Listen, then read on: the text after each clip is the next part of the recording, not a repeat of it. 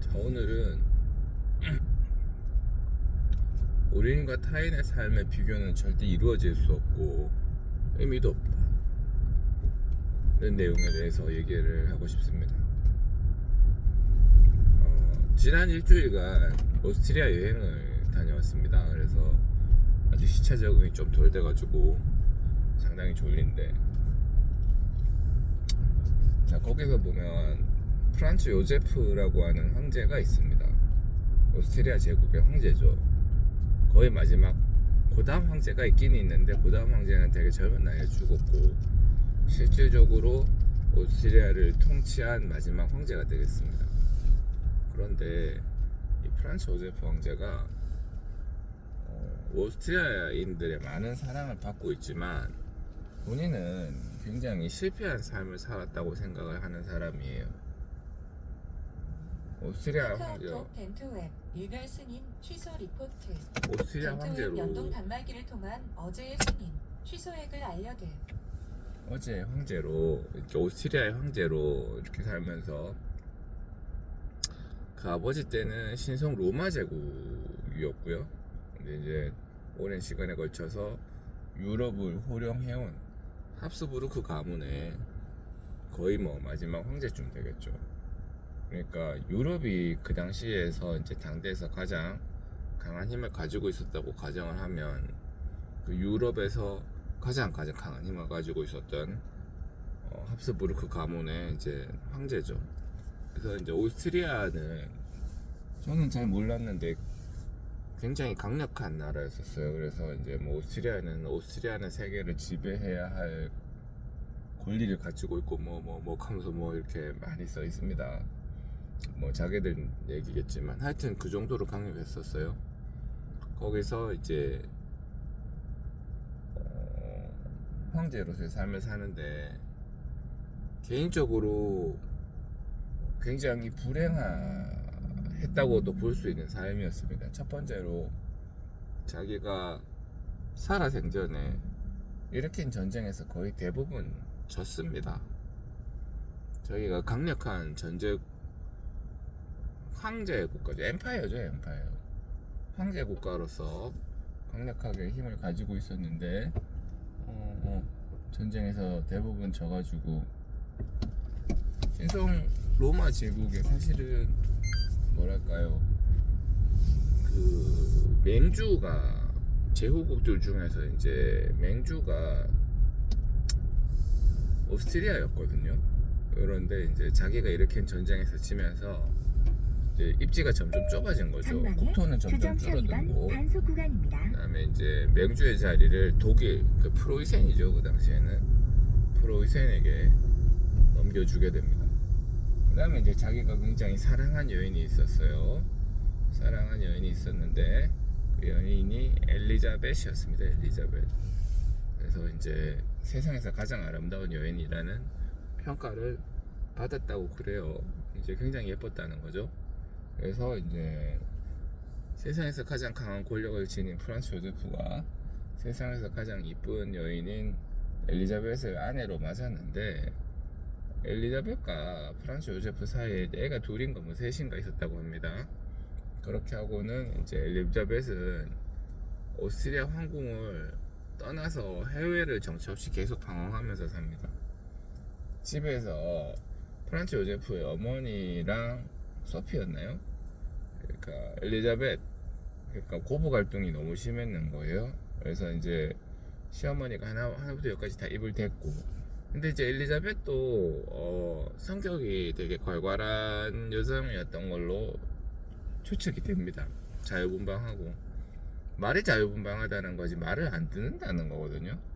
그래서 황실 가문이 요구하는 그런 여자는 아니었던 것 같아요. 프란츠 요제프는 새벽 4시에 일어나서 기도를 하고 하루 일과를 시작할 정도로 신실한 교인이었습니다. 교인이었고, 본인도 황제에 걸맞지 않게 굉장히 검소했고요.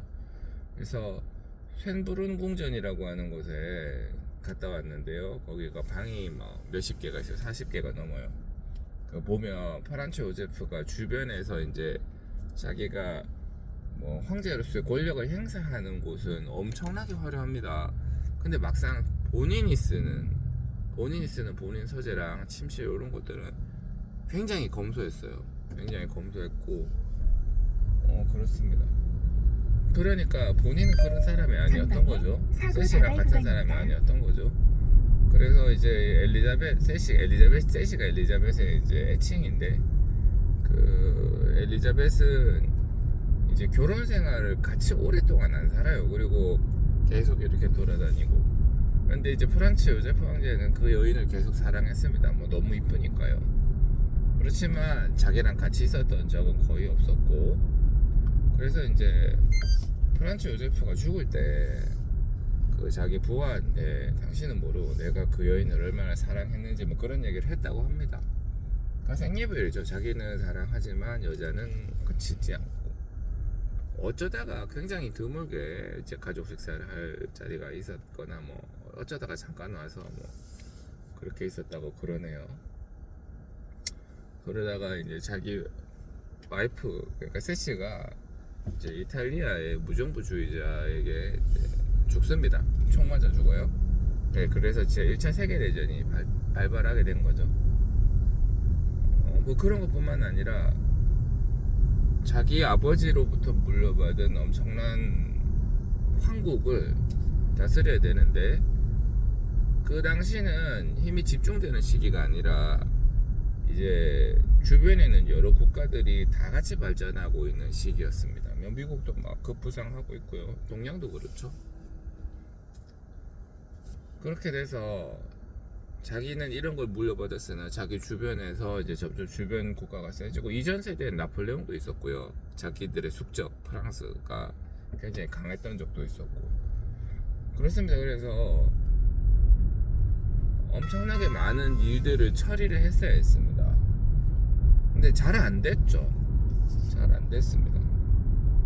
엄청나게 많은 일들을 처리했어야 했는데 그게 잘 안 됐었다고요. 그래서 개인적인 인생으로 보면 너무나 힘든 인생이었었던 것 같아요. 저는 그렇게 할 자신이 없습니다.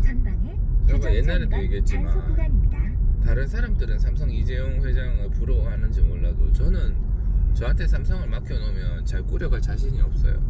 삼성을 잘 유지시킬 자신이 없어요. 그래서 이게 자꾸 줄어들고 하는 거를 본인이 눈으로 보면서 살아야 되는데 그렇습니다. 그래서 이 프란츠 요제프가 한 말이 있습니다. 사람이란 지쳐 쓰러질 때까지 일해야 된다. 나는 오스트리아 제1의 공무원이다. 뭐 그런 얘기 했어요. 황제가 스스로를 황제라고 하지 않고 공무원이라는 얘기를 합니다. 그러니까 이게 나중에 오스트리아 황제들 보면 대체로 굉장히 희생적이고 국민들을 많이 생각합니다. 그래서 우리가 생각하는 황제로서의 그거에 아니라 뭔가 희생을 많이 강요당하는 자리였고 힘든 자리였다는 걸 알 수가 있죠.